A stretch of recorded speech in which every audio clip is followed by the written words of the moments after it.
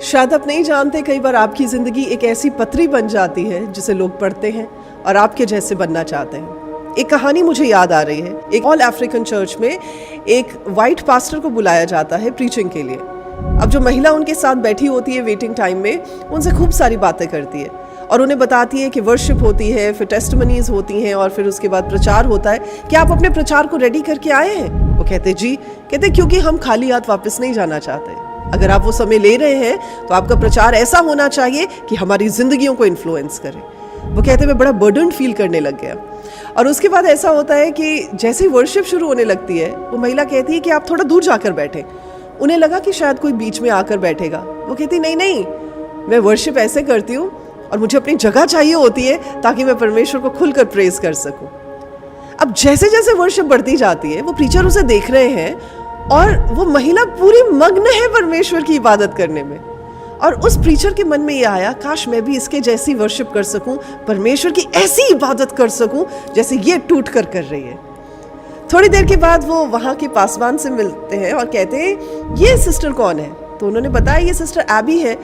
क्या उन्होंने अपनी टेस्टिमनी आपसे शेयर की? वो कहते टेस्टिमनी तो नहीं शेयर की, पर मैं इनके जैसे बनना चाहता हूँ। उन्होंने कहा आपको शायद पता नहीं है, कुछ टाइम पहले उनके 2 बेटे और उनके हस्बैंड ट्रैवल कर रहे थे और वहाँ पर दंगे हो जाते हैं और वो तीनों को शूट कर देते हैं।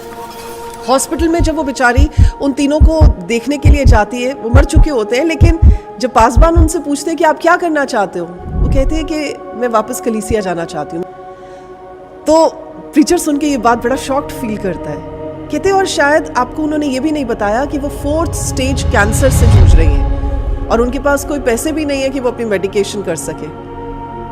और कहता जैसे मैंने ये बात सुनी, मेरे रोंगटे खड़े हो गए और मैंने सोचा ये सब कुछ होने के बावजूद भी इस महिला में ये पैशन था कि वो परमेश्वर की, वो प्रभु यीशु मसीह की इबादत करे। उस प्रीचर ने ये बात बोली। कहता मुझे कुछ नहीं पता, बस मुझे इतना पता मैं इस औरत के जैसा बनना चाहता हूं। मेरे अजीजों, कई बार आप नहीं समझते कि आपकी जिंदगी दूसरों से बातचीत करती है।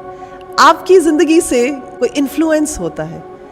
अगर आपकी जिंदगी में ऐसा कुछ नहीं है जिसके साथ कोई अच्छे इंपैक्ट के साथ भर रहा है, तो दोबारा से सोचिए, दोबारा से वचन में गोते खाइए, दोबारा से अपने रिलेशनशिप को परमेश्वर के साथ एवैल्यूएट कीजिए, ताकि आपके लिए भी कल के दिन में कोई कह सके मैं आपके जैसा बनना चाहता हूं।